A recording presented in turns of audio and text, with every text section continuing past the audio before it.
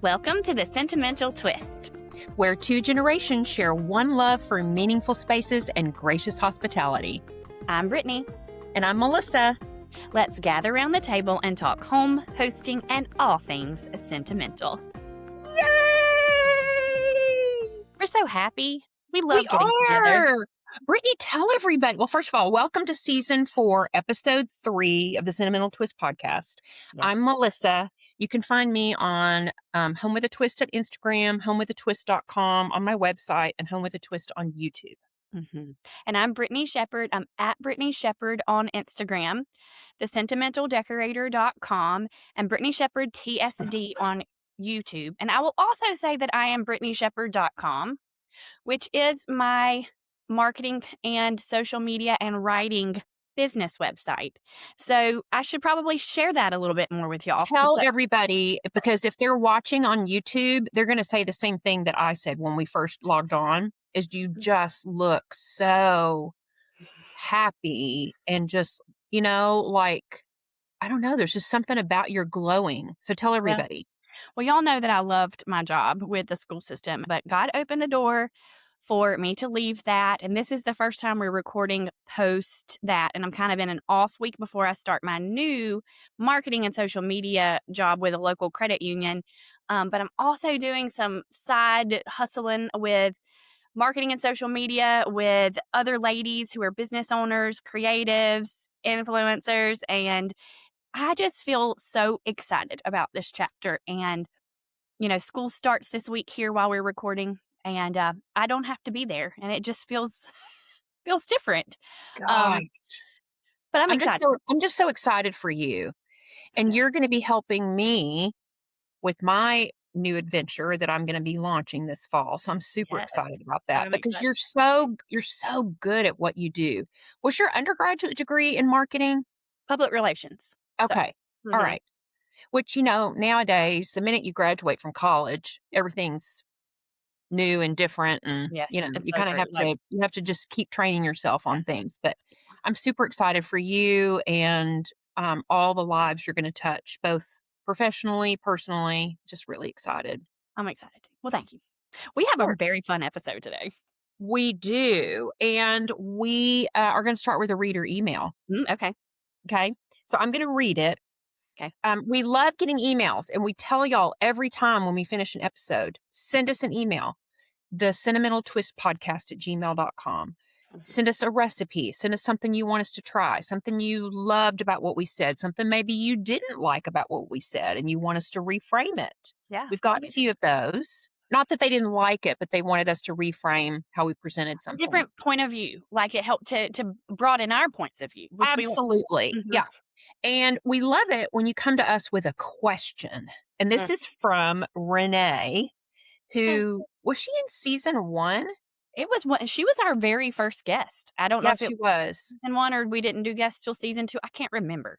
So you can find her on Instagram and Facebook, Lucy, Betty, and June. She is my vintage dealer. Well, I have several. I'm going to talk about one today for my blessed I had to share it. But Renee has a fabulous booth at the Grapevine Antique Mall. She's so good at merchandising her things. So my latest acquisition, this isn't my blessed I had to share it. It's just a promo for her. I bought a lot of vintage stir sticks. They're so cute. Look at this one. It's a little lantern. Oh, that's adorable. And some of them are from this is a seafood restaurant. Have no idea where that is. This is, I don't know what that is. But they're just so exactly what I remember when I would go with, this is Pan Am. That's so fun. Hey, my door that goes out to my sunroom? Yeah. It's kind of very vintage. It's Pan Am. I just saw the logo on it not too long ago. Pan Am makes doors? Or they did. They don't exist. Oh, gosh. Okay. So anyway, Lucy, Betty, and June. So look for her on Instagram. Support her if you like to shop vintage. She's amazing. And her stuff is she goes to estate sales and her stuff is top notch. So anyway, she sent us an email. Let me put my stir sticks over here. And she said, "Hello, Melissa and Brittany. I saw your post asking for questions. I love hosting people in my home. I love the planning, the setup, and the decor are so much fun for me. But when it comes to the actual food, I have a harder time. I'm great at appetizers and desserts, but when it comes to the main attraction, I am less confident. Do you have a surefire entree that is pleasing for most and can be easily prepared ahead of time? Thank you in advance, Renee. Do you want to go first? I can give you some thoughts. My first thought is, hey, girl, outsource it. Okay, this is season 4. Are we going to talk about our Olive Garden. Olive Garden? Hey, okay, I so my mean, thought process there is yeah.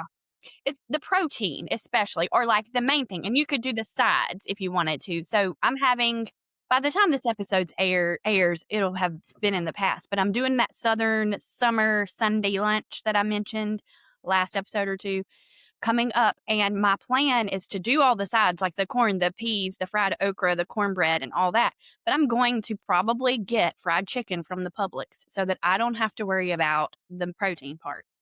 Because I will But say fried chicken is really hard to pull off. It it is like is. Mr. Twist wanted that for his birthday, and we invited another couple over, and I was frying chicken for easily an hour and a half. Well, that's the thing. It takes forever. It does, and it's, Trying to get your everything alive. guest meal. I mean, it was fun. They kinda had some appetizers and things, and they sat Mhm, around and ate at the bar in the kitchen, and we talked, but it just took mhm. forever. So Yeah. your idea is fabulous. So going back to the outsourcing it, and that could be, it doesn't have to be the fried chicken. I was even thinking one of my easy entrees that you could make is just a pasta bake, and you throw things together to do a pasta bake in the oven and top it with cheese. But you could also outsource lasagna from Olive Garden or whatever. But we have to mention Olive Garden in every episode because one day they're going to sponsor us. Anyway, casseroles to make it simple, and you can make those ahead of time, and or crock pot things that you can make ahead of time, like a pot roast with the corn. No, carrots, potatoes kind of in there. That's an easy thing you can do ahead of time, put it on. But casseroles that I thought of, like shepherd's pie, pot pie. I have a pot pie, chicken pot pie casserole that I top with those Red Lobster Cheddar Bay biscuits that you can get the mix. And I just make the mix, and then I don't make the biscuits. I just dump little like spoonfuls on top of the pot pie Okay, I mix. think our readers need this recipe. I mean, Okay. our listeners need this recipe. Okay. So that's kind of my thought. Outsource it is my first advice, because just the more stress you can take off yourself, the better. Yeah. But if you do want to make something homemade, a casserole or something in the crock pot like that, that you can make a day ahead, cook it on that day, makes it easy. So what Yeah. about you? What do you think? I would agree with everything you just said. In fact, probably 3 or 4 months ago, I was chatting with a woman and she was telling me how much she wants to host, but she's just kind of is paralyzed by the whole pulling it all together. And one of the things that I said to her was, "Do you cook?" And she said, "I don't, but my husband does." And I said, "We have a couple options. Mm. Your husband can make the meal and then you do everything else, or you do you live near someplace that has really good food? You just, cater it." Mhm. And, a lot of it's not expensive to cater. Honestly, the food prices nowadays, I went to BJ's, which is like Costco for us Mhm. here. I bought a bag of meatballs, big giant bag. It was $25 for a bag of meatballs. And at first I thought, God, that was really expensive. And I thought, nope. By the time you buy a couple of pounds of hamburger meat Yep. and you do all the chopping and the Mhm. seasoning and it's paid for. Right. And you can buy a bag of meatballs, Mhm. add some pasta sauce and make some pasta Yeah. and a Caesar salad, and there's your dinner. Yeah, and almost nowadays too, you can cater a meal, cater a dish or a couple of dishes for almost is the same amount that you're gonna buy the ingredients, and then you're paying your time as well in making it. Time is not Mhm. a renewable resource. Right. And one of the things that I really try to coach women is don't don't try to think of a dinner party more than 8 people. Mhm. Because if you were to buy an entree, it will serve usually 4 to 6 easily, with Mhm. maybe stretching it to 8, depending on if it's all women or if it's gonna be Right. more men. Men are bigger eaters. But just try, so my tip would be for Renee, if you're great at appetizers, if you're great at desserts, make those. And really, you don't need more than 1, maybe 2 appetizers. Because the whole point of an appetizer is just to kinda break the ice, get Mhm. everybody a drink, whatever that would be, and maybe a nibble of something. Because Yep. you want them to be full to eat dinner, and then outsource your now, in terms if you really do wanna cook, on my website, I have a great recipe for poppy seed chicken. Oh, that was one that I thought of, yeah. Yes, Oh, my love it. mother was so good at that, and I always say it needs to be an entree you could make with your eyes closed. Mhm. If you and most of the times, if you make it on repeat a lot, you're gonna already have the ingredients. Mhm. A taco bar Ooh, yeah, that's great. is just, just make, like, 2 or 3 pounds of hamburger meat with taco seasoning, and you can buy pre-chopped lettuce, maybe not right now lettuce, Mm. but tomatoes, onions, peppers, avocado, and just everybody can make their own taco. Mhm. So try to stop telling yourself I can't do it and, Mhm. look at other options. So Yeah. I hope that Right. helps, Renee. Me But too. we really appreciate her reaching out to us. And everybody, if y'all have suggestions, if you have Yeah. a recipe you want to share with Renee that you think is just like a foolproof, perfect for 4 to 6 people, then send us an email at the sentimentaltwistpodcast@gmail.com. Yes. Love it. Now it's time for Porch Talk Speed Round. Mhm. And this is Brittany's favorite segment. This Mhm. is where we ask each other quick questions and give quick responses so you can pull back the curtain and learn more about who we really are. Okay. If you could bring back one store from your childhood, what would it be?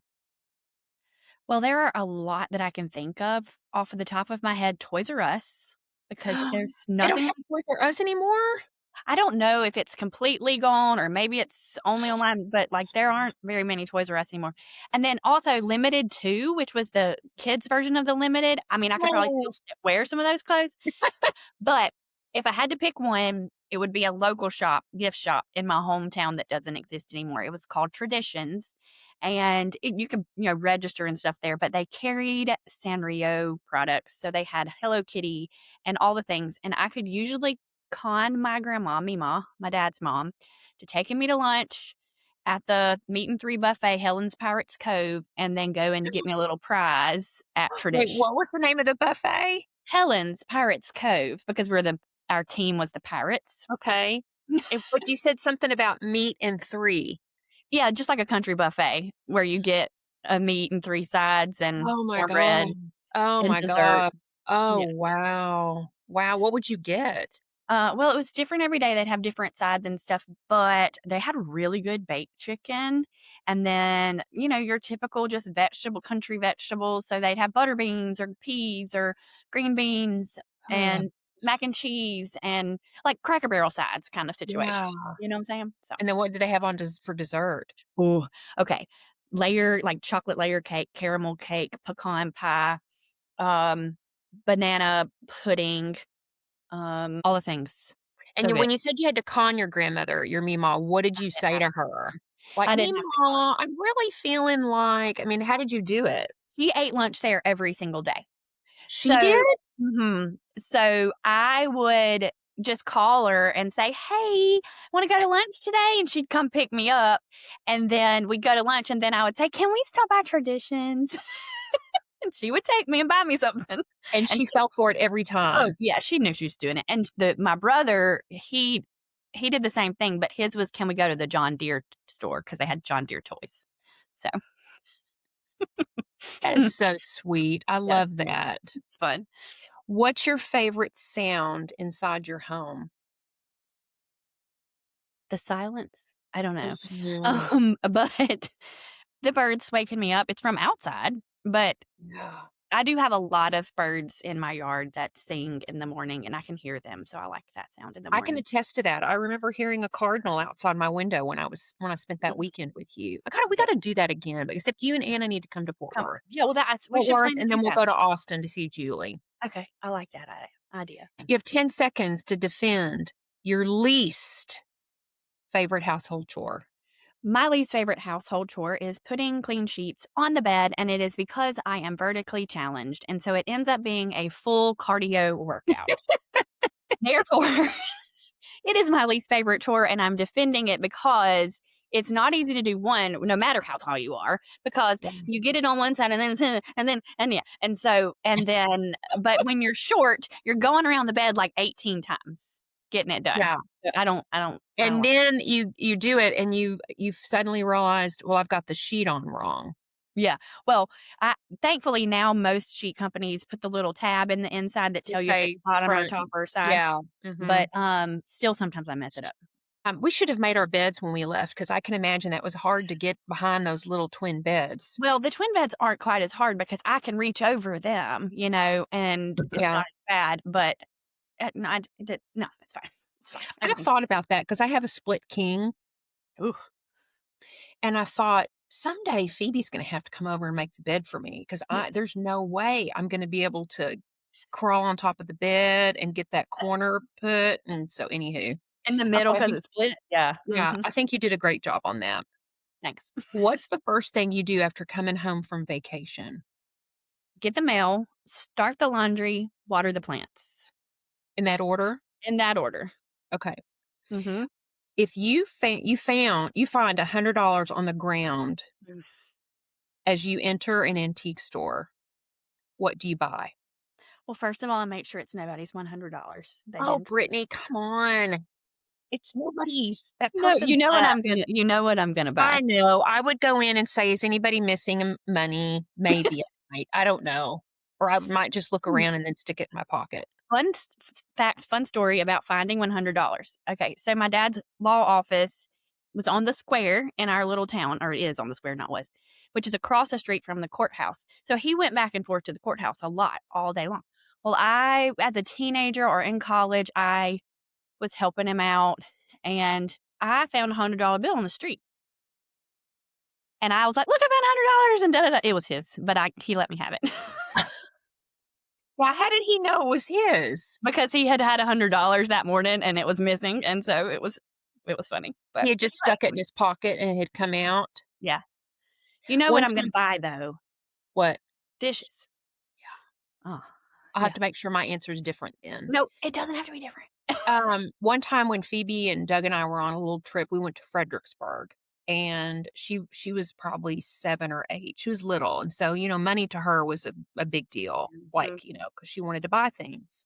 And she'd already had a certain amount we'd given her that she had earned from doing little chores, and somebody had dropped, like, $60 out of their wallet, and it was just in the sidewalk, and nobody was claiming it, and so we told her, let's pick it up and we'll sit down for just a few minutes and see if somebody comes back looking for it. And nobody did. And so she just thought, I think it took her total up to like, I think maybe she might have had $50 or $60 already. Mhm.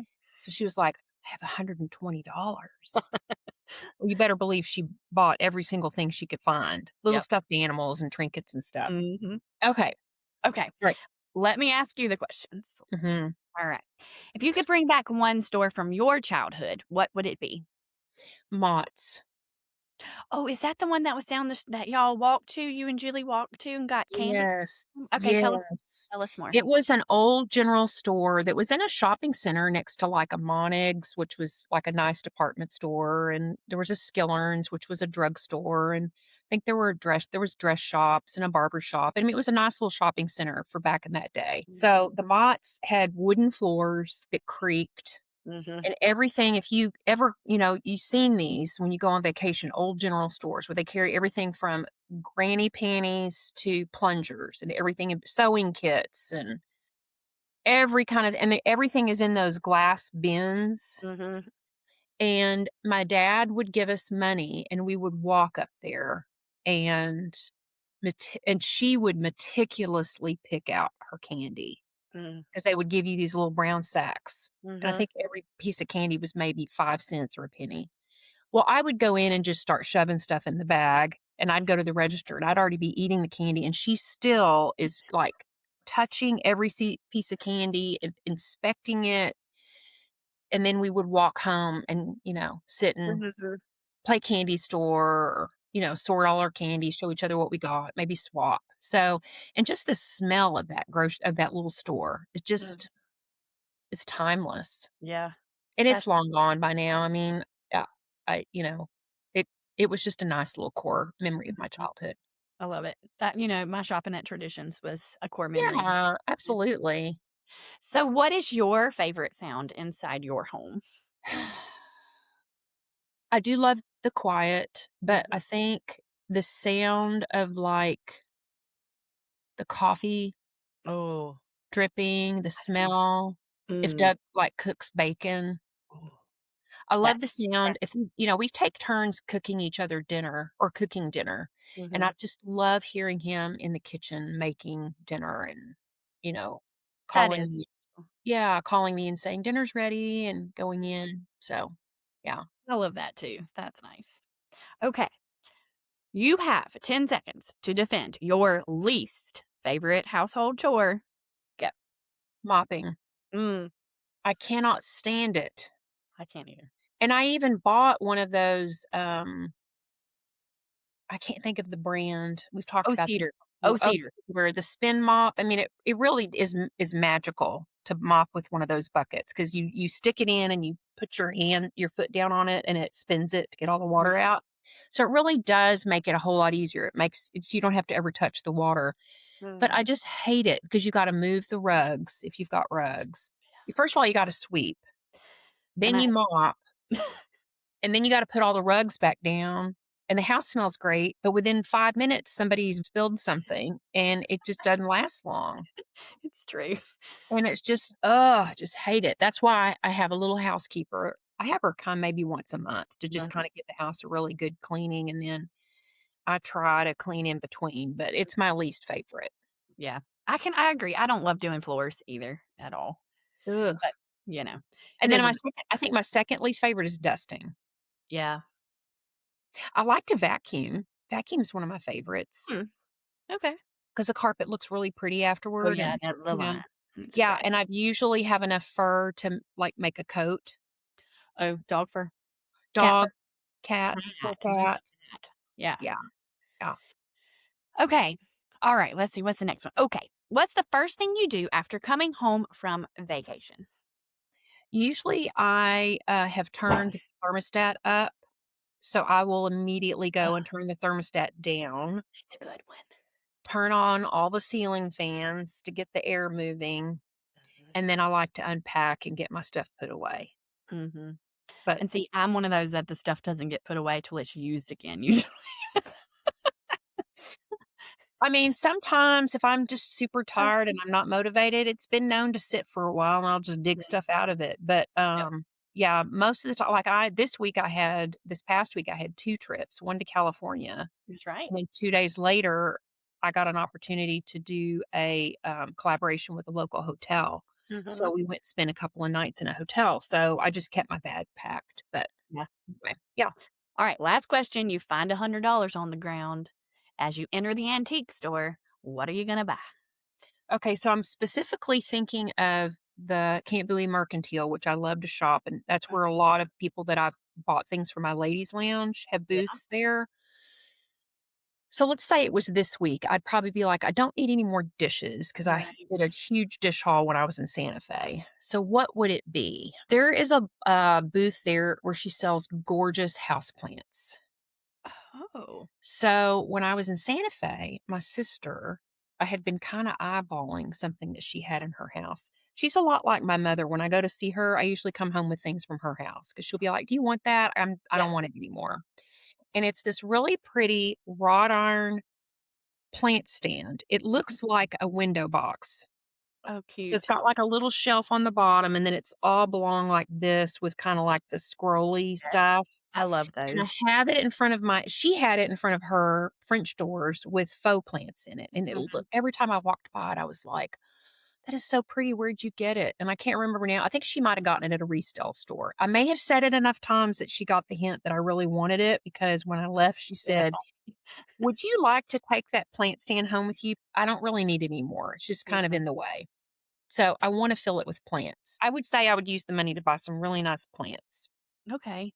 If I wasn't specifically going into the antique store, the $100 would be for plants, for sure. Like bedding Sweet. plants for your yard, or would you go to Dothan Nursery and get plants, for their house? Indoor. Probably Dothan Nurseries to get plants for my house. That plant I bought there Mm. is just doing so well. Happy. Yes, it loves it. I would get more maidenhair ferns. I'm terrible about keeping them alive, but I love them so I know much. they are pretty, but they're so persnickety. I found like in my house, they can be in my house for a little while, but they like the humidity of being outside. So if they're in a shady spot outside or in my sunroom, they do a lot better. So, Yeah. Okay. okay, let's move All right. on. So we are super excited. Mhm. We are going to introduce to you our guest for today, Marieli, who's the founder of Tears of Joy, and it's Tears Tiers. Yes. You can find her on Instagram at tearsofjoy.tx. But I think her website is just tearsofjoy.com. Yeah. And Brittany and I follow her on Instagram. And basically, her premise is she and her husband take new and heirloom dishes to make tiered stands, Hmm. 2 and 3 tiered stands. And it doesn't have to necessarily be plates. She also does them with bowls and saucers and cups. And her Brittany story, boat. yes, I've her seen a wi- great boat or two. yeah, her mission and her story align so much with our content pillars of curating things that have a story. And Mhm. so, and she talks about how she created her first piece. So let's take a listen. Welcome, everybody. We are so excited to have with us Marieli from Tears of Joy. I discovered her, I don't know, maybe about 6 or 8 months ago. And we're Marieli's mission of creating beauty with people's heirlooms, discarded dishes, dishes that you find that you source, and then creating these lovely serving pieces with them is just right up our mission of story keeping and gracious hospitality. So, welcome. We're so happy to have you here. Thank you. I'm so happy to be here. And you and your husband, Richard, Yes, are partners in this adventure. we are. So why don't you and also you're a partner with Bordello Yeah. Pottery, right? Hmm. Bode and Williams Sonoma. So we're going to talk Correct. about that. And you can find Marieli on Instagram at Tears of Joy. And it's tears, not tears, but very clever marketing. Tears as in TIERS of Correct. joy.com or on Instagram. Are you on TikTok also? Yes, I am. And you're on Facebook? Yes, I Because do. I know I know because you get those crazy people on Facebook that say you're ruining people's china, and I don't get that. Facebook is on Hinge, but we are in all of them. We go through all of the platforms, and I actually manage content on all of the different platforms. So I don't put the same content on all of them. Um, and we're also on LinkedIn. That's another one. Okay, perfect. All right. Yes. So, Marieli, tell our listeners what you and Richard do. Yeah, so it's my thank you for having us, Melissa. And what we do at Tears of Joy is and all of this started with us helping a friend who was getting ready for a wedding, and she couldn't find tear stands that she liked or that they were not extremely overpriced. So there was the two extremes of it, and we created stands for her, and during the wedding shower, people wanted them. So that's how it all started. And this was about 2 years ago. And 2 years ago, I've always been a little bit of signing up Fisher for things that he doesn't know I signed him up for. And we were on vacation, and I started an Instagram account. And I never told him. I didn't say anything, nothing. I actually started selling tear stands on Marketplace, and I didn't say anything to him. I had him drilling plates. He thought they were for me. He thought they were for my friends. Never in a million years he knew what I was doing. And then one day I told him, I said, I actually think I may have to come clean about this. I did start a business, and this seems to be taking off. So I need to kind of figure out how to do it. So our origin story was very much a story of me saying, I see an opportunity and I want to see what I do with it. But it has evolved to, I am extremely fortunate that Richard has a construction background. He used to have a construction company, and he knows everything that you can know about construction, ceramics, all of it. And using his expertise, we got really good at understanding china. How is bone china different than ceramic, than porcelain? And that's when we started drilling people's plates. So people were telling me, I have these plates, I don't know what to do with them. Can I send them to you? And that's how a lot of our mission has evolved here over the last year or so, which is we have developed the expertise to grab those precious plates that have a lot of meaning, and to be able to do something with them in which they get passed down. You get to do something with them. But for us, is doing it while also we are elevating the experience, but honoring the past of those plates. We get letters, we get the stories, and it's part Oh, of the beautiful part of what we do. And I love that part. It's also as part of the social media side of it. There's a lot of videos of me drilling. I have never drilled one of grandma's plates. That's Richard's job. I don't do it. I is don't that have, because you know he'll do a great job and there's no need for you to do it, or are you kind of scared to do it, or I what? don't have the expertise. So Okay, you got to know what you're good at. So sure. I don't have that expertise. And Richard has developed that expertise that he looks at a plate and he's like, okay, it's bone china. This is the drill bit that I need. We also have different machines depending on the plate. We do have different equipment depending on the plate. Some of our equipment, one of our drill presses is an industrial drill press that we have to make a big investment on. And that machine is totally state of the art. And there's certain plates that only will get through that machine. So there's a lot of science behind what we do every day. But in the stock right now, when I look at his shop, there's more than 10 drill bits that he can use at any given point. So Wow. And it he all. knows by just touching the plate Mhm. which machine it needs to go into. Yes, and we have a special Wow. machine just for Bordalo plates. We are that. So there's a lot of science of what we do. So it's just more than just drilling the plate. It's doing it right. But also we're drilling plates that are very valuable to families. And then on Yes. the other side of the business, we're drilling plates that are expensive. Yeah, our Bordalo plates are not inexpensive. We realize that. We pay for them, so we know.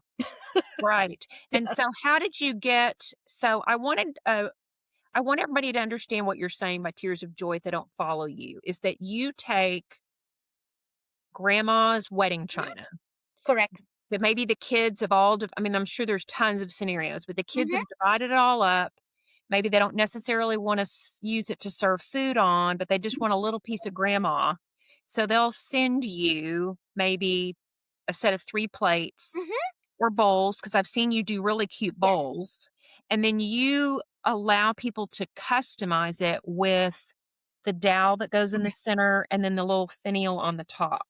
So Correct. I'm gonna pull your Instagram up I'm gonna pull up your website Yeah. because we also, we show this on YouTube, and I want people to see what it is that you're talking about. So Yes, I like have here's one right here. I have plates. yeah, yeah, why don't you show them examples? That's Okay. better than them looking at my phone. So this is a new one, but I also have one of grandma. I have grandma dishes here. So this example here this is an example of three plates, and we already drilled them. And none of the kids wanted the actual plate. So this is about a 5-inch plate, not very big. And then what they did is that she did wanted to keep it as a small stand to put in her nightstand. And these were her great Oh. grandmother's dishes. So these are Japanese dishes, and they were her great grandmother. So what we do is that we allowed our customers to select the different hardware. We have more than 20 choices that they can pick from. And then we send them out with their items. And then our stands do come all in custom boxes. So we have different box sizes that, depending on the stand, you get the storage box, the gift box, and then you put your stand there. So Oh my the, gosh. the whole idea of is it is an heirloom stand. You can have it out, but if you just want to get it out on Christmas, then you have the place to store it with all of the information and the instructions and things like that. So we provide that, and then that's a completed one. So this is a new stand. Oh, Those are look at new that. It's plates. got the butterfly on the Yes, them top. butterfly. So that is a new plate. So it's just reimagining the whole category for us. And Absolutely. the big thing as I think about it is we as we look at our creations, we have this part in which it's honoring our history, honoring grandma, things like that. We also have this part which I feel very passionate about, which is I always say I'm in a quest to make China cool again, which is historically tableware, especially, the more expensive tableware, it's more stuffy. It feels more unattainable, feels more stuffy. So for me, it's all about how do we make it fun? How do we bring that joy in that thing? I am someone who loves having people in my house. I'm someone who loves to host. If I have a friend over, I'm gonna go all out. If I am serving coffee for her, I'm just gonna go all out, and I want to have that person to have the experience. And that is my other thing with Tears of Joy. How do we think about surfwear in a different way? Um, but also, how do we elevate that experience and make it fun and attainable and not stuffy? Having people in your house should be something fun. It should not be something in which we're too stressed out about it. And that is my other thing with Tears of Joy. So it's honoring our past, having that expertise in which we can drill everything, and how do I help people see the beauty of a cabbage plate and see the beauty of this just beautiful plates that we have out there that maybe we cannot afford 12 of them, but if you can afford a tier stand and just make it beautiful, I'm here for it. So Oh, I love there's that. those two sides of my business that I feel very passionate about. And so tell me, you mentioned before we went on camera that you tell me a little bit about what you do during the day and then how this allows you to have a creative outlet. Yeah, so I am a corporate girly by day. So I work in a Fortune 50 company. I actually used to work at Coca-Cola as part of their strategy department. I don't work there anymore. And before working at Coke, I used to work at Kimberly-Clark, the makers of Kleenex and Huggies. And throughout my career, I have been in sales job. I have been in finance jobs. I'm a CPA. So I have always been in this kind of like an edge of being very creative, Mhm. but also having a very analytical side of me. So during the day, I spend a lot of time on Excel spreadsheets and analytics and helping my team go towards goals. And the part about Tears of Joy that I love is I love the business side of the business. I will never lie to anyone about that. But I also love the creative part of it. I love creating content. I love thinking about the creative side of the business. I love thinking about how can I put a table together like looks fun and entertaining. So it's being able to do that I really, really enjoy. So I get to play on both of them and I really enjoy both of them. Richard also Richard works in the business full time now. But Richard has a corporate America environment as well. So he has a supply chain background. And we say that in between the two of us, it like when it comes to how do we do the supply chain of our things, how do we find the right vendors, how do we hit minimum order quantities and all of that, we do that together. That's very much a collective effort of the brains. I mean, y'all are like the power couple because a lot of time when people are creative and they lean into that side of the brain that's more artistic, it's hard for them to have a business plan and to keep Mhm. track of all their expenses and all the stuff that's not fun. But it sounds like you're able to do both and be able to. I mean, at what point do you feel like you and Rich are going to have to be like, we have to bring in more people, or are you looking to maybe be able to do this full time and get rid of your W-2 job? Well, we do have employees. So we do. We actually do. There's a part of our business that we actually work with a local high school and we have a few high schoolers that work for us. Uh-huh. Um they're never on camera because they're still minors. They're 17. So as a mom, I will protect Sure. my seniors and my high schoolers. So But we do have some. We have a junior driller. His name is actually Mason. And we have someone that we have been training for several months now. He started with us at the beginning of the year. And he comes, drills the plate, so he knows the logic. He sits with Richard and learns what Richard is doing. So he's able to do that. We have a packer. So McKinsey is our packer. We have another packer. Her name is Catalina. So we do have help that comes during the day, comes during the weekend. So we're able to do that. Richard works in the business full time. So we manage this in the best possible way. But what I always say with this is I am very intentional about my time.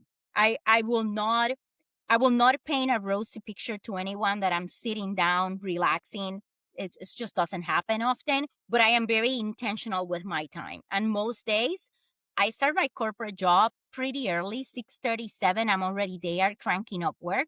And I kind of start dwindling down my corporate job around 4:30. I cook dinner. So my kids, I have small kids. I Oh cook my dinner. gosh. It just keeps, I mean, gosh, you wear so many hats. But you know what? What I always tell, and I was saying this to my best friend the other day, that is not a source of stress for me. It is not. So I do enjoy it. I enjoy sitting down with my family every day and eating dinner, and we get to hang out for a little bit. I'm normally around 7, and I have it very ingrained in my brain. Normally around 7 p.m., I kind of switch and I come into the studio and I start packing orders. I start organizing what's going to happen on the weekend. Kind of like, when do I need Mason? When do I need McKinsey? And so I kind of start doing all of my planning. But that happens after 7 p.m. And that goes on until about 11 or midnight. So it is. So that's what I say. I will not lie about the amount of effort that it takes to have a business and have a corporate career. I will not put a rosy picture to it. But I also have come to a very big realization in which I have learned so much, and I learn so much every day from the small business that helps me in the big business. But also is you building something from the ground up. I find that I find a satisfaction to it that I cannot explain it.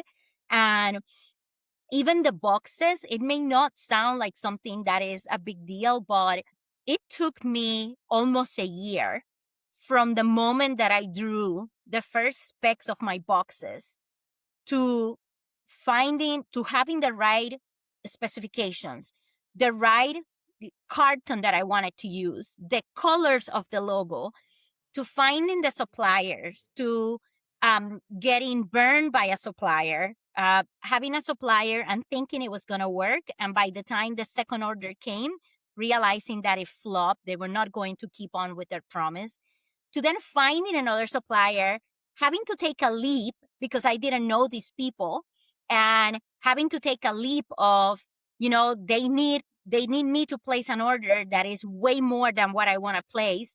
But at some point, I have to take a risk with this. Right. And for an entire month before the last round of boxes got here, I remember thinking, like, did I got scammed? Was this right? Like, should I drop all of this money on boxes and materials?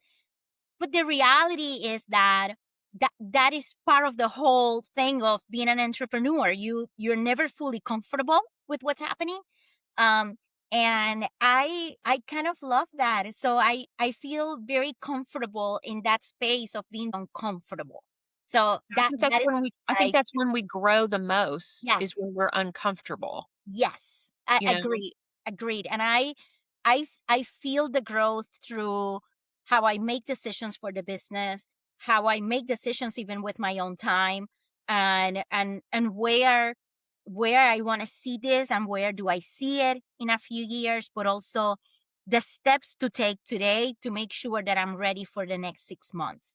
Right. So, and having the faith, you need to have a lot of faith in yourself that it will continue. You have to take that risk on yourself and having the faith that it will work out. And for those of us that have been in corporate America I've been more than 2 decades, you always have someone to go and talk to. You can go and talk to someone in an office. You can go and ask someone for advice. I don't have anyone to talk to other than driving Richard crazy about, I don't know if I did this right. I don't know if I should do this. And he will be like, just do it.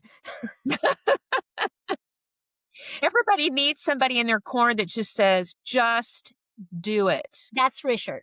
Richard is the one. And I'm so lucky to have him on my side, because Richard is the one that if I say, I think I should do this, he will be like, do it. And when I started telling him earlier this year, I don't know, I think we ran out of space in the house.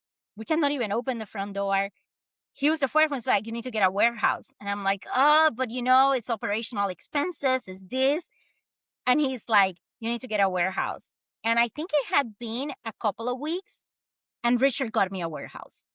So like, he's that kind of a guy that if I say, I'm toying around with this idea, he went, he met with the people, he toured the warehouses, he did all of the questions, and then he's like, okay, your warehouse is going to be X amount of dollars a month. So you start, your first payment is going to be in August. I'm like, wow, how scary. But yeah, before we got on air, you may tell everybody what you said about your hallway. So for the past, I think since November of 2025, we have barely able to open our front door because our hallway was our warehouse. So we had boxes stacked on the hallway and all of our packaging supplies. And we pretty much had to make like a little tunnel in which we kind of come in and out to be able to open the door.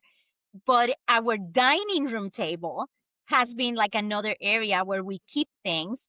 And then to eat dinner, my kids just move the plates and they make like a little space, and then we're all eating there with the How plates. funny. So But now it's going to be all in your new warehouse. it's all in the warehouse. So we do have a full warehouse space in which we're moving all of our production there. We're very excited about this.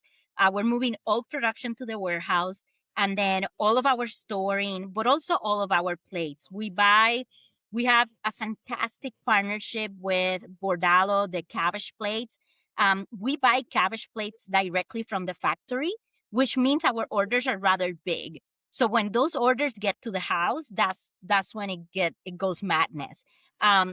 But that also allow us to always keep our Bordalo on stock. And that is something that we always feel very good about, because it is a brand that we love, and we love our partnership with them.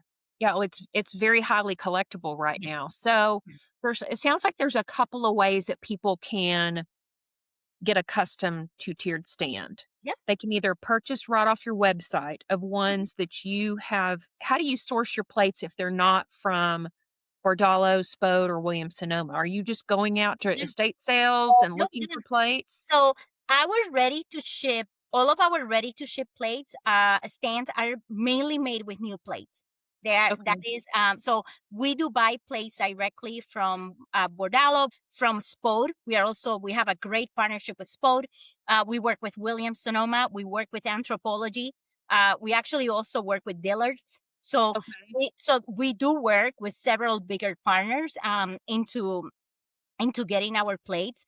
And then the other part is I spend a good amount of my time understanding like what's coming. So understanding what's coming and how do I want to be prepared for the holidays? What are the things that I know will resonate more than others? So it's kind of like when you think about fashion. So fashion for the kitchen. And so the same way as I think about plates there, we do have a very small selection of vintage plates, but that is a very small selection. I don't buy a ton of vintage plates. I only buy a handful. And I am very targeted towards what I buy. And I do that based on space. But also, when we think about the movement of inventory and things like that, is what I'm willing to invest on. So right. And so are you more interested in repurposing new plates because of it's better quality, or it doesn't have lead, or okay. Yeah, so that's how it started. Part of it started as There's a good amount of the population that have concerns with lead and things like that could happen in plates that are older. So that's a lot of what got me to start thinking about it. But also because I have a corporate job, my time, and that's where my time becomes very intentional. I don't have time to go into state sales. I don't have time to hunt and things like that. I'm also thinking about how do I get prepared for the next few months? And I cannot get prepared for the next few months if I don't know what's coming my way. And Right. so there's a lot of this that is how strategic I am with planning my time, and then how strategic I am with planning what's about to come. So our partnerships with bigger brands, which doesn't come easy because there's a lot that is required there. Our partnership with bigger brands um, came as a big need for me to say I just don't have time to go to state sales. I don't have time, and um, it's just not something I enjoy either. So Exactly. that's a lot of where this kind of the road came to this, and this was last year. I was in March of last year when we started sourcing new plates. Okay. Yeah. So when did you make your first? Well, I guess Richard didn't know that you were kind of on the DM selling the plates. Were they mainly to people that you knew, or were those total strangers? Yeah, so my first sales, I sold to some of my friends. And then my first sales to a stranger was, her name is Julia. I will never forget. You never forget your first sale. Julia, Right. she lives in Houston. So she's a local artist in Houston. And she purchased a stand from me out of Instagram.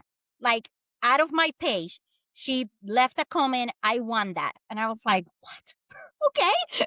And That was your first total stranger. first total stranger, I had no clue. I didn't have at that time like a website or anything. It was, she totally bought it off my page on Instagram. And I then had to figure out like, well, I need a processing system and all of these different things.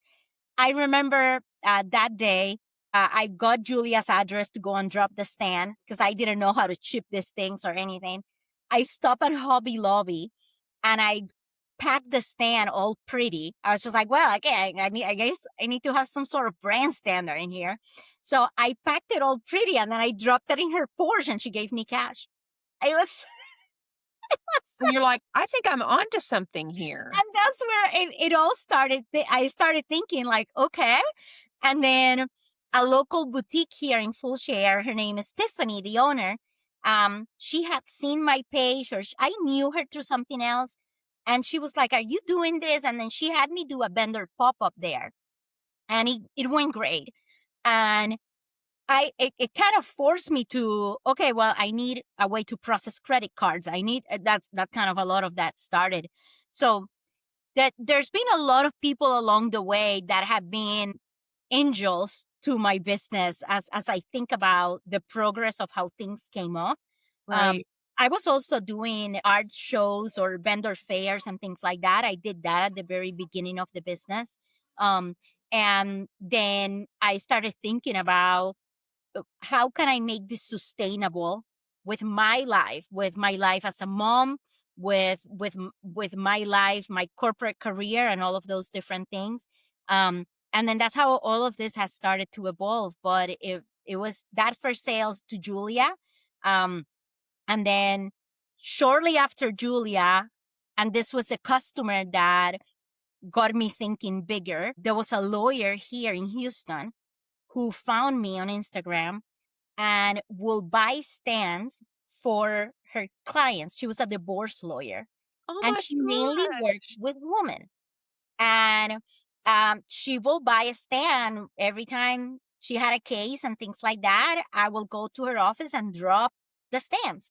And she will do them as gifts for her clients. What a beautiful gesture for a Yes. woman who's just divorced, either in a positive manner or a sad manner, but just to have something beautiful to be gifted. That is Yes. what a treasure. And she kind of opened my eyes to when one of the hardest things here is just developing that confidence of I can do this. Yeah. And she kind of opened my eyes to, yeah, you can do this. And I remember going almost every other week and dropping stands in her office.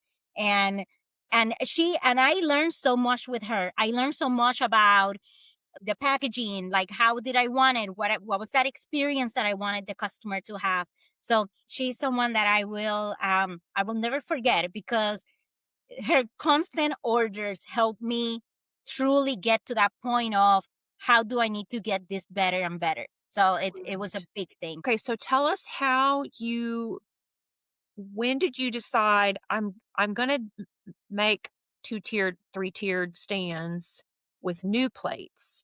But then how did you decide, but I'm also going to offer the opportunity for people who have heirlooms to make them something? Walk us through that. Yeah, so we were in March of last year is when we started our partnership with Spode.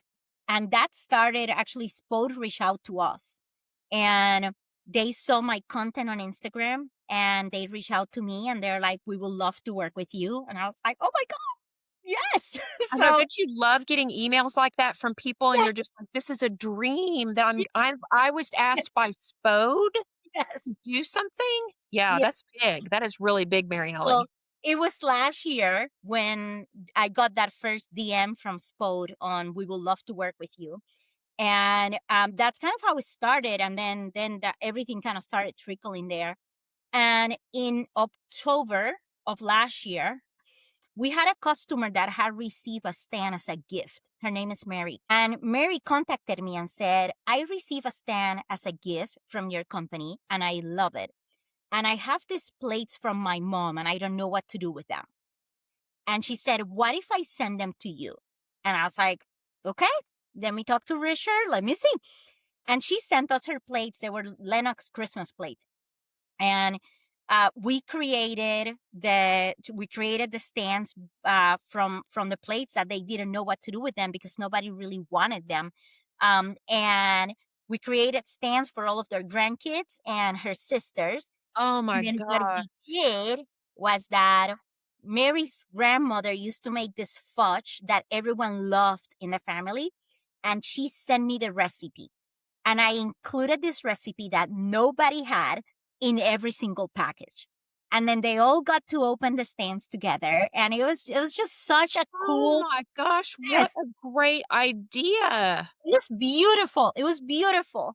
And after we did that order for Mary is when we started thinking about, okay, how can we do this for our customers? So what is the right process to do this? What is the process for us to make sure that, we don't mix plates and we keep everything how it should be? Because you have to be highly organized for that too. That can get out of hand pretty quickly. So that's how all of that started. It was that order. And we just started putting it out there. Like, we have the capability to do this. But before we did that order for Mary, we had drilled more than 3,900 plates before that. And we still, like, as we look at the custom orders and as we evaluate them, things like that, there are certain things in which if we are hesitant, we will tell the customer, we don't know if this is something we can do. But we take that with a lot of responsibility and a lot of respect for those plates.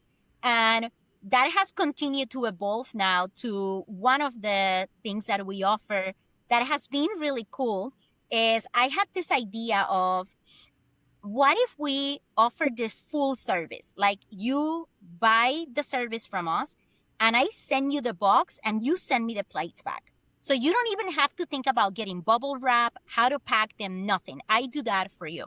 So we do that now. So we offer shipping kits in which it's $59. And then I send you a box with all of the packaging materials, all of the prepaid labels.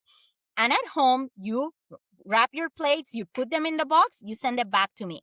You have nothing to do. You don't have to do anything else. And that is a part of the service, that how all of this has continued to evolve into how do we help our customers. And our customers that are getting the custom services are mainly customers that could be older, could be by themselves, they don't drive anymore. And that's how all of this came up, is how can we make it easy if somebody's trying to do this with their grandkids, but they cannot get to the FedEx store, they cannot Right. get to the UPS store. They cannot carry the plates. They're heavy. They're bulky. That's part of what we do now, and it's done really well. We do have a good stack of them waiting for Richard here. So when somebody goes to your website and is there a custom Yes. link, they Yes. fill all that out Mhm. and then you send them the box. Yes. They ship it, they ship it back to you. And then do they give you direction of how they would like it to look? Or do they say, just do whatever you think is best? We do both, but the way that it works is that we have a very hands-on process. So when somebody sends us their plates, they get a text from Richard. And so every single one of the customers for the custom plates are talking directly to Richard all the time. So he will send them a text. He will say, Bunny, your plates are here. I received 12. This is how they made it to us. Perfect. He will tell them, Bunny, I saw 2 scratches on the plates, or I saw a chip, or I saw this. He will confirm all of that with them. And if they say, I want the chip plate with this, with that, then he will do that for them.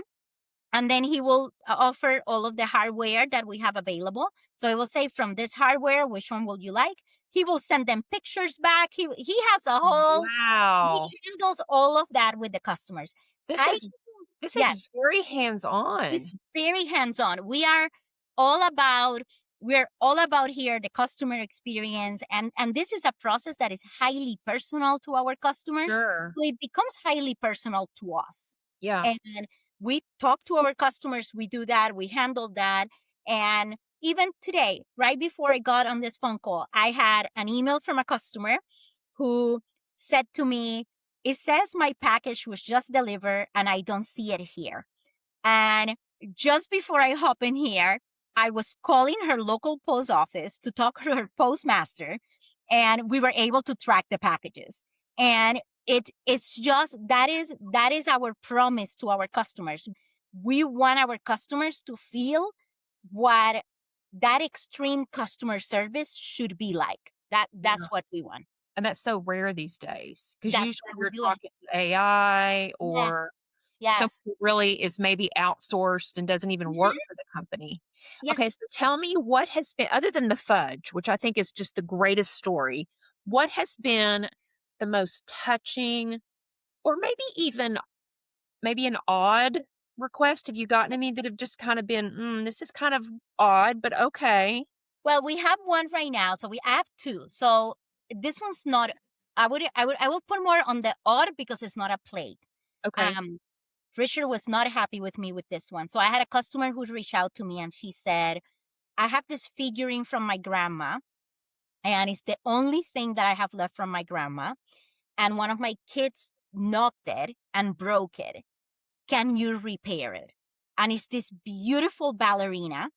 And we'll have to do some work with it. We'll have to sand it down. We'll have to do some mechanical work to it.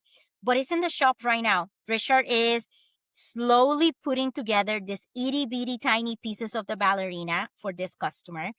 And it's not a tier stand, but we know the material of the item and we think we can help her. So we are doing that. And that is a project that's going to take us a little bit longer because the little fingers of this ballerina are like 2 millimeters. It's a very dainty little thing. And we have that project right now in the shop. The one that moved us beyond belief was Patricia. She sent us these plates, and she sent us 2 plates and a little toothpick holder. And then she calls me once I received the plates. She calls me. She's like, I wanted to tell you the story of these plates. And I'm in the speakerphone, and Richard's there too. And she says, so my dad went to World War II. And while he was in war, he sent my mom this set of china. And only 2 plates survived. And I never met my dad.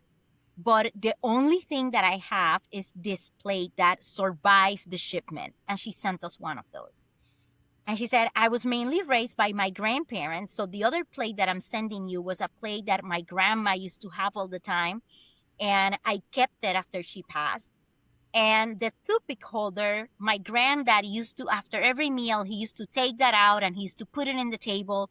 And he will just sit down there with the newspaper. And I just have the best memories of it. And then she says, I want you to grab all of those 3 pieces and do something with it. We're like, whoa, okay, this is like a lot. Yeah. And Richard was just like, okay, you have to leave me alone. I cannot have anyone looking at me. We actually recorded very little of that process because he was so nervous about it. And he drilled the holes. We designed a stand for her. And it was one of those things in which it makes you realize that, you know, we have someone who the only thing she had, the only tie that she had back to her parents, to her grandfathers, to people that raised her were these 3 pieces. And now it's proudly displayed in her kitchen. And she still texts me from time to time of how much she loves it. But that's what moves us. What moves us is that we can reimagine something with these plates, and that we can give them a second chance when we think about them. So, and to me is honoring those that came before us. I had I still remember my grandmother with so much love. I will never have the opportunity to have a dish from my grandma. So it's just one of those things in which I hope that through this I can give others an opportunity that I will not have. So, which is having those memories, having those things that you can treasure. So that's a big thing for us is how can we help others get there as well. Wow, what a powerful story. I'm so honored that I've met you and that Brittany and I are watching this unfold on your Instagram. I mean, you have 90,000 followers. You have We just really do. exploded. We do. We are. I know with that comes a lot of work on the back end to Mhm. respond to all those DMs and the comments and, all of that. So, Yeah, we do.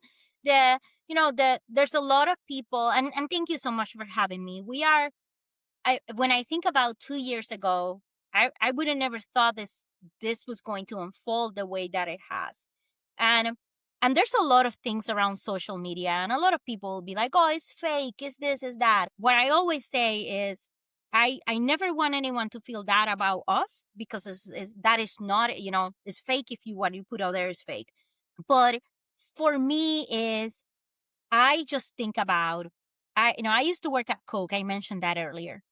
I know how much money Coca-Cola spend every year advertising and in commercials. So as a businesswoman, I think about where else could I have the opportunity to have millions of people looking at me that doesn't cost me a penny. It costs my time, but it doesn't cost me a penny. And this is where the magic of these platforms is for me. It is on how we can reach an audience that will find us, but it's also the change on the consumer. This is how people are buying. This is where habits are being formed.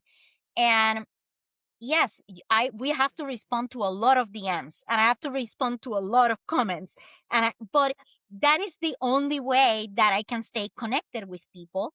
And I think about it in the same way as if I had a store, I will be welcoming everyone to my store. I will be yes. like, hi, how are you? How may I help you today? I see my social platforms in the exact same way. Exact same way. You came into my store. You came into my house. So I'm going to welcome you into my store and into my house. It's the same. So let me ask you a couple of questions and then Yeah. we'll wrap up.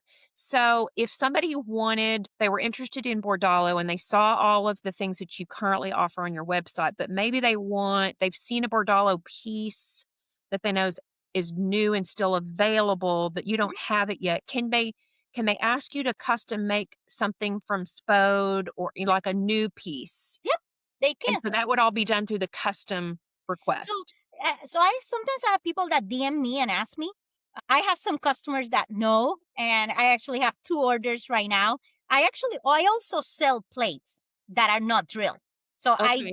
because I buy plates directly from Bordalo, I do have some customers that know I can put 8 more there if they're trying to complete their collection and things like that. I can do that. But I did have a customer last night, and she did it through DM, that she said, I love Bordalo, and I love the Famille Rose, and I love white and blue. And I made her, it's right here, let me show you. So I told her, I said, I can definitely fulfill the desire.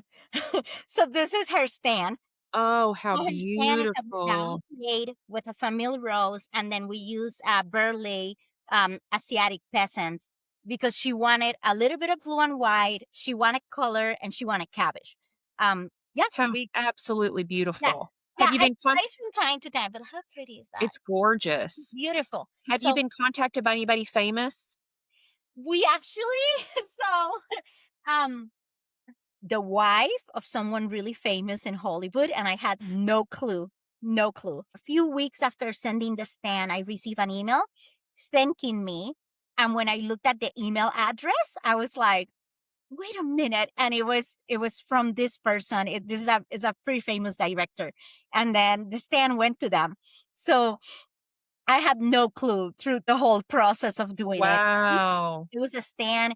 They had sent me a note saying that they wanted something French inspired. And then I found very, very pretty French plates for them. And that one was that I then learned what I was doing, but I didn't know at the time. Well, I have no doubt that Martha Stewart at some points people are gonna be contacting you, Oh, asking you to do her stuff. well, Have you ever has Richard ever tried to drill jadeite, I don't know. Fire King? No, I don't know. It's a vintage, I think from the 40s and 50s. If you Google jadeite, Okay. Jadeite, I think is what it is. When you see it, you'll know exactly what it Okay. is. Yeah. Okay. Okay. So again, people go to Tears of Joy and they Yes. can find you on any platform. Do y'all have a YouTube channel? We don't have I have a YouTube account that we use for instructions and things like that. I don't post a ton there, but there's an account there. Yeah. We do post consistently on Instagram, on Facebook, on TikTok. So we do Okay. post So they consistently can there. find you that way, and then tearsofjoy.com. Right. And your Christmas season is going to be gearing up soon, We are right? ready. We have so many Christmas plates already. And we do, I can say it now, we have one of our stands will be featured in the Southern Living Christmas book. So we will be there this year. I'm very excited Oh, how about it. exciting. So I think I'm getting my copy in a couple of weeks. So that is very exciting. So we will be in the Southern Living Christmas book for 2026. And that is something that we started working on in October of last year. So that was very cool for us to be able to do that. And yeah, but we're already collecting Christmas plates. We have a good collection so far. I placed an order today of Christmas plates with Bordalo, so we're gearing up for it. And where is their plant? Portugal. So it has to come from overseas through It does. customs and all of that? Yes, we are very familiar with tariffs, with customs, with lead times. So we for Bordalo plates are actually in very high demand. And most of these orders that I received today are orders that I placed months ago. So there's a good amount of organization that this takes. Just this week, we became official partners with Fiesta. So yes, so I have been working on the background with this. Wow, that is gonna open up so many doors for you for Yes. people who are big Fiesta ware Yes. collectors. So just this week, we signed the papers and our marketing and sales agreement. And then I have a couple of calls coming from them. So by the time this airs, that will be all finalized. But we are official partners with Fiesta, and we are exploring several collaborations. So we are very excited about that. It's one of the few tablewares that is still made in the United States. And that is very rare right now in the tableware industry. That's a big thing for us with our brands.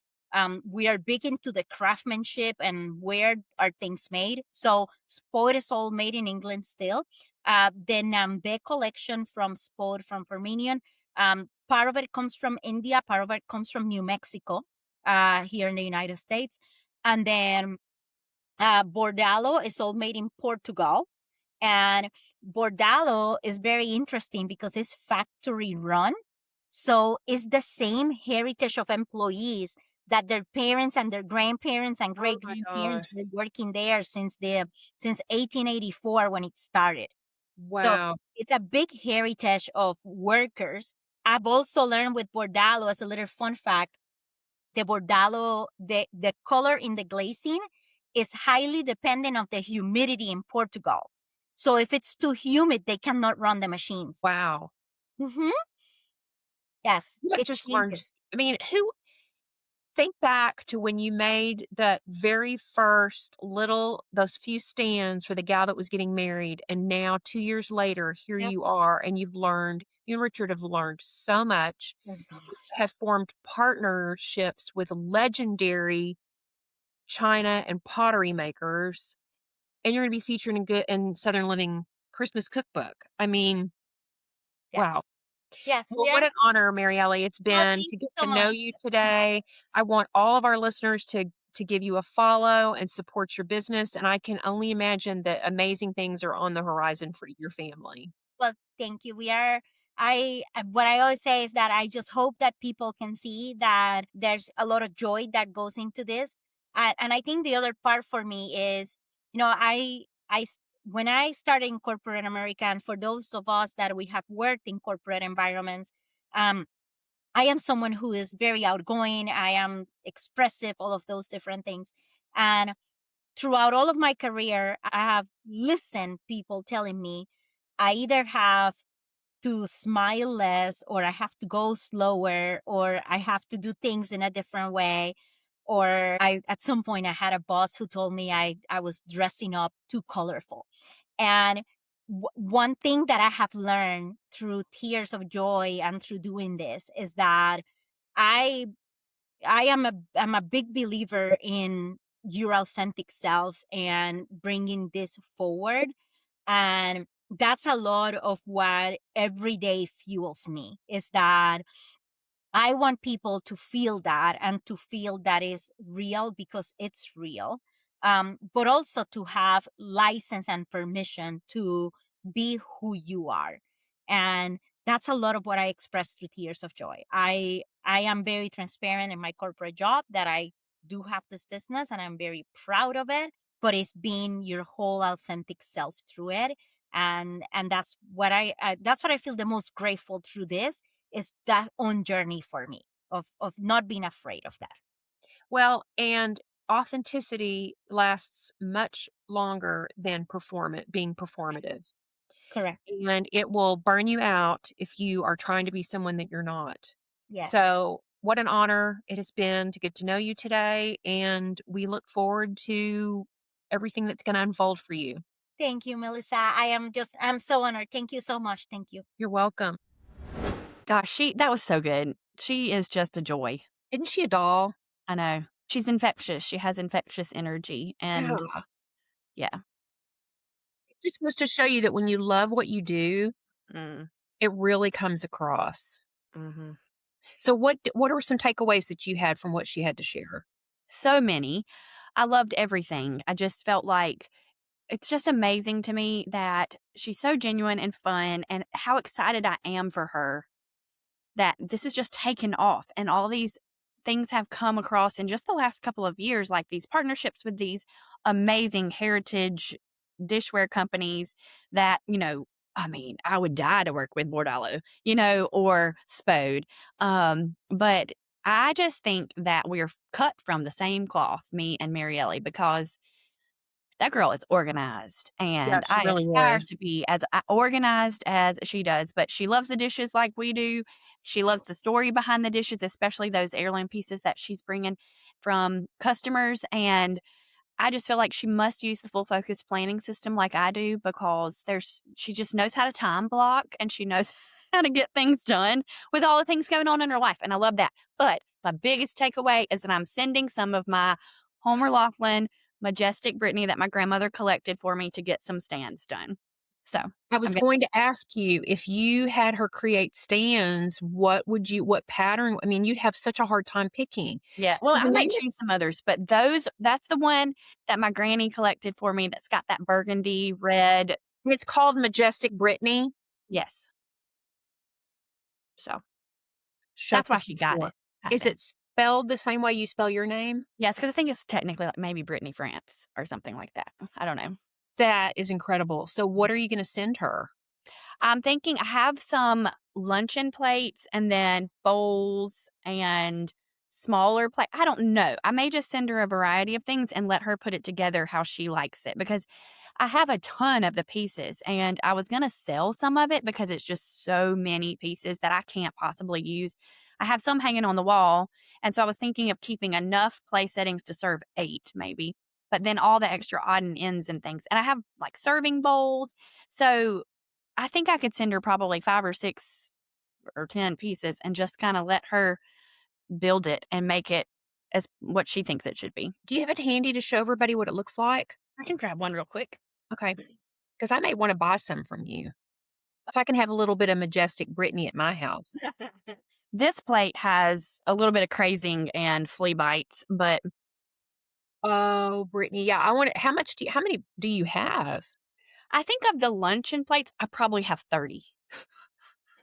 Is that 'Cause I because you're think yeah. was this Meemaw? No, this was Granny Ella, Mama's mama. Granny Ella. So Ella liked it, collected them because she wanted to use them for entertaining. No, I think I don't know this to be true, but this is what I think. That she collected them thinking they're named after Brittany or they're Brittany's names. They're very pretty. I can collect them for her and she can use them at her wedding or bridal luncheon or whatever. And then I'm not married. So, Well, definitely set aside some for me because I would love to have some, and maybe next time you come to Fort Worth, you can bring them yes, with you, so you don't have to worry about they're so pretty. they're just so pretty. They go with everything. I love this like red burgundy color. Like it's a Yes. pink red. Like it's not a red red. And Yeah, that it's very it's an fits my home. unusual color that goes with a lot. Fits my home really well. Yeah. But those are my takeaways from Marieli's amazing interview. What about you? What did you love about it? Yeah, and I hope everybody understood that she still has a full-time job. Mm. She's an accountant, isn't she? Or Mm-hmm. something like that. Corporate company. Corporate, and they have 2 small children. So, I found that when I was working, taking care of Phoebe and taking care of my parents, I worked the hardest I ever did in my life, but I really feel like I was the most organized. Mm. Now that I'm retired, it's kinda like, I'll do that tomorrow, you know? Okay, so my takeaways were that this business is trying to help people to understand that you can making entertaining accessible for everybody. Yeah. That if you don't have china, you can start with a tiered stand. Mhm. You can shop for 3 different sizes of plates at an antique mall, resale shop, garage sale, and that could be your flagship entertaining piece. Yes. Because you could put sandwiches on it, you could put cookies on it, muffins. Mhm. One of the things she said is that she has people want her to make them to put them on their bedside table. Oh, that's cute.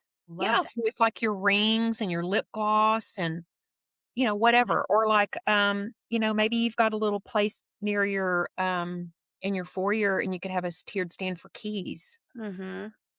And all the little So, things you have to drop off a at the cute door. one would be with Halloween candy in it. Oh, how cute. You Yep. know, so I loved how she's trying to reframe, which is part of our mission, is that we Mhm. want people to feel like entertaining isn't just for people who have all the finest things. Mhm. The other thing I liked is how she said taking what you have and using it in different ways, which is kind of Mhm. what we just said with the tiered stand could be for a variety of things. Or at Yeah. Christmas time, fill it with little vintage tiny bright ornaments. Oh, yeah, that would be so pretty. You I could do know, that with my stand when I get it back. you Yep. could. So, Just thought about this is how important it is to know what you're doing before you endeavor in something like that because she was very clear about how they are very conscientious, especially with heirlooms and people that are sending things to her. They know like which drills to use, which method to use, how to make sure that they're going to preserve those plates and do the best they can. And it's nerve wracking a little bit to them. So I know that people can probably do some DIY this, but I would not try. If it's an heirloom, I would definitely not try to DIY it. Send it to Marieli. So, yeah, and she mentioned in the interview that she has a kind of a system set up that if you like, and I don't know if this is what you're going to do, but you pay for the box. yeah. within the cost of building your stand. She ships you the box. You package everything up with everything that they provide for you, and then you ship it back. Mm-hmm. Then they do it. So if you're thinking about doing this for somebody for Christmas or for a wedding gift, I would go ahead and, her Christmas season is going to be really busy, Mm-hmm. not just for custom orders. She's got a really extensive offering on her website, but if she shares something on a story and you like it, you need to get on there and get it, because there's been some that I liked that had strawberries on them. Cute. It might have been the Bordalo with the strawberries or Mm-hmm. something.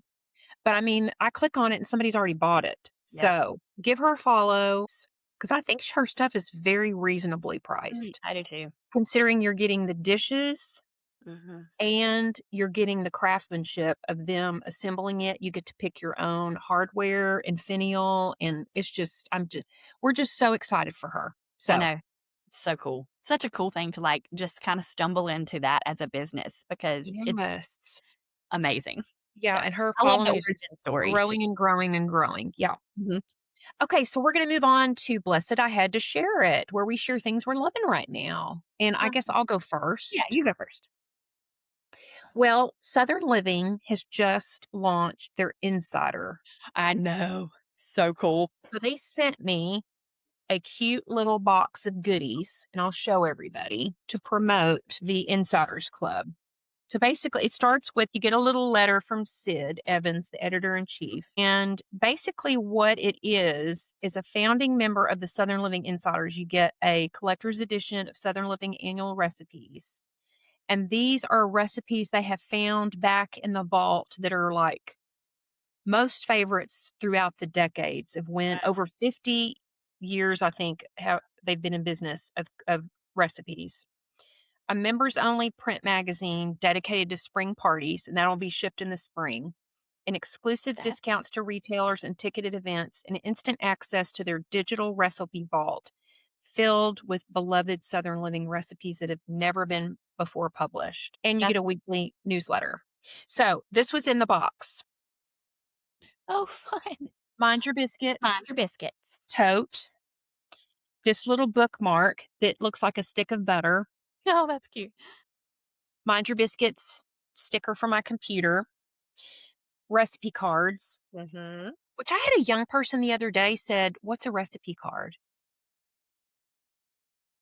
And a cute little grocery list that has a magnet on the back of it. That's cute. That looks like rifle. Is it rifle paper? It is. Because one of their partners is Rifle Paper Company. So if you're an insider and you pay, I think there's two different options. If you're already a subscriber to the magazine, you can opt out of that option. So it's a little less. Uh-huh. But I want to say it's $80 to $100. Okay. But it gets you the cookbook and the members only magazine that's coming out in the spring. Is that the membership for the year or a monthly? It's a year. Okay, that's what I thought. Yeah. Yeah. Sure. And if you pay, I think the little extra, you get a year of the magazine. Okay. So I'm super excited about that, because I want to dig into that vault and share some of those heirloom recipes. That would be so fun for you to do a series and yes. get Yeah. them. Yeah. So anyway, what is your blessed? My blessed, I want to share with y'all about something that I just added to my website, the sentimentaldecorator.com. It's called the Story Keeper's Shelf. The idea behind it is that basically no two story keepers are in the same chapter of story keeping, if you will. And so some of you are just learning about story keeping and waking up to the fact that, oh, yay, this is how I create my home, and now I have a name for it, and I want to do more of it. And then some of you are maybe in the overwhelmed storekeeper stage of standing in front of a closet full of your mother's things or your grandmother's china, and you're not sure what to keep, and you're wanting to let go some of it, but you don't know how to do it without guilt and all the things, and sorting through that is overwhelming. And then some of you are already living it. You're already storekeeping. You're storekeeping as a practice, and it's a rhythm, a ritual, and how you move through your home and life. So the shelf meets you wherever you are. It is basically a library of resources. So much like your digital product store, it provides resources for every chapter of story keeping. And I actually built a little quiz to help you figure out what chapter. I like saying chapter because you're a story keeper, not stage. So your story keeping, it's what chapter of your story that you're in. to StoryKeep. And then I'll link that quiz in the show notes. But once you get your result, it points you straight to the resources that are already available for that chapter of storykeeping. And some are free and some are paid, but they kind of hone in on the things that are what you would be interested in right now in that chapter. And none of it is overwhelming, and the resources are not super overwhelming, but hopefully it's what you need right now in this moment. And I'm going to keep adding things, especially as people keep sharing with me things they'd like to see or like to have as part of their story keeping journey. And I also should add that if you're a member of the Storykeepers Circle membership community, all these resources are included in that, and some more exclusive resources that are just in the membership. But it's just one more thing to help you tend to your home I and love your that, story Brittany. journey. So how And can it's they just, find out about that? I'll put the link in the show notes to the quiz, but it's on my website, thesentimentaldecorator.com, and it's one of the selections on the heading, and it just says the shelf. What you do is you go through it on my website, and you download it immediately, the product. So That is it also awesome. comes Oh, to I'll you have in to your check email that out. afterwards, but you can get Yeah, it immediately there. So yeah, it's fun. that's exciting. I've had fun with it. You inspired me with your digital store because I was like, oh, I could offer some things that people might want. Maybe they don't want to be a member of the Storykeeper Circle, but they like a few things here and there. One of my favorite things I've done is called Tell Me Its Story, and it's a guide to conversations and celebrations as you're trying to uncover the stories of the things in your home from people who are still here. And so it's got interview questions, ideas for celebrations you can have, for conversations you can have. You can make it like a guest of honor kind of situation, or just an afternoon tea with a loved one, and just start with, hey, tell me about this painting or this needlepoint. Do you know who did that? And like kind of get that conversation. Yes. So That is so valuable because we always think, well, I'll just ask her next time I see her. mhm, mhm, You and I both know that sometimes next time doesn't come. you're right. That's kind of sad, but it's Mhm, the reality of life. There are mhm, so many things that I have found or that I have in my house that I know belong to my mother, and I don't know the history of where they came from. My sister's been a good source of history mhm. things, like the milk glass. She's Yeah. the one that told me several years ago that the milk glass came as a result of mother swapping her red ruby dishes for Mhm, someone's milk glass. She mhm. and her friend exchanged that. So, it's just Yeah. I think that's good that you're helping people to catalog memories. Mhm. Yeah. Okay, so Great. it's time to close the show, Yeah. and we always close with a sentimental story, poem, sentiment. And I'm going to share something from one of our favorite authors, Alexandra. Alexandra Stoddard. This is She's from her Daring to Be Yourself I love that one. book. Mhm. And there's a couple of things I wanted to read. So one of them is a little chapter. Her books are just so easy to read. This would They make a are. great gift for somebody who loves anything by Alexander Stoddard. Mhm. Um, just, get a cup of tea or a cup of coffee and sit and read. She just makes you love your home so much. This one is called Does Your Home Smile? Oh. When you walk through your front door and feel delight, then you have found your personal style of home. Mm. Rooms like paintings explain themselves. Home should welcome you and greet you warmly as a mother greets a child coming home from school.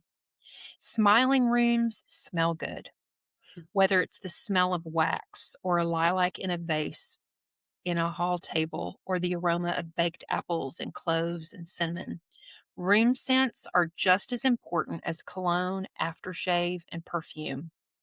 You can experience the scent of peach, lavender, pine, and roses by buying room sprays, scented candles, sachets, scented shoe trees, and potpourri.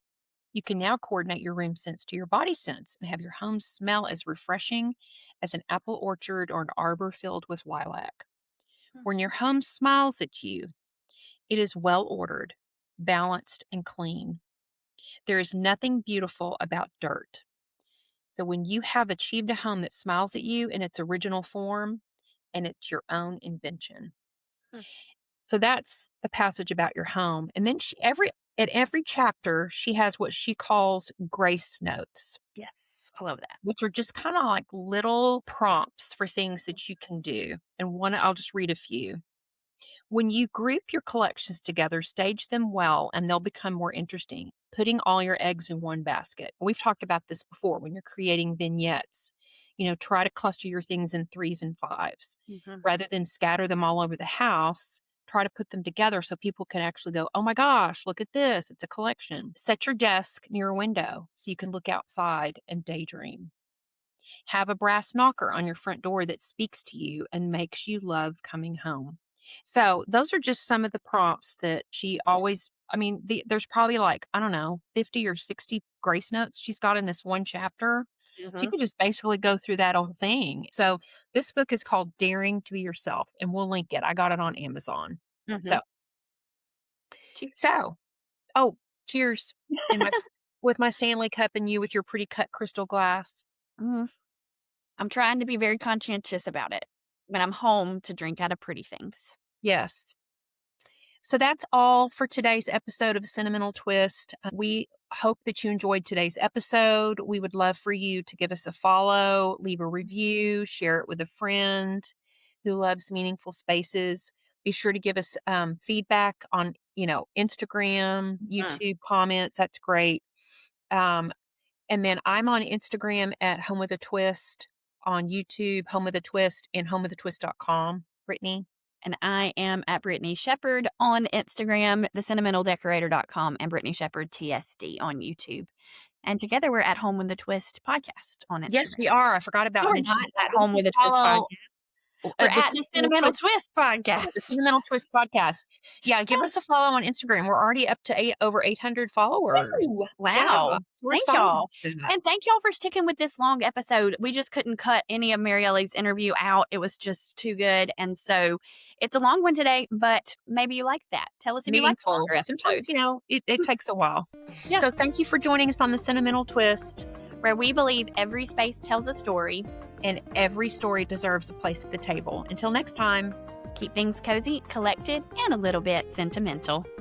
Bye everybody.